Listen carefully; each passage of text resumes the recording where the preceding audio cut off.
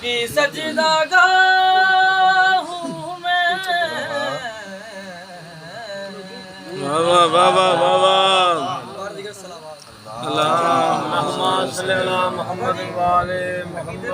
बड़ी खुशी हुई माशाल्लाह कि इस इलाके च किला खुल रहा है दिल की खुशी हुई ते ओह बड़ा एक अंतरा मौला फरमाते हैं वो अर्श भी मेरी जूती से नूर लेता है क्या वो अर्श भी मेरी जूती से नूर क्या लेता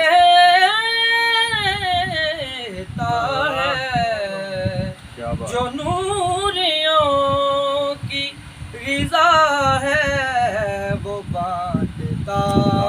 वाह वाह वाह वाह वाह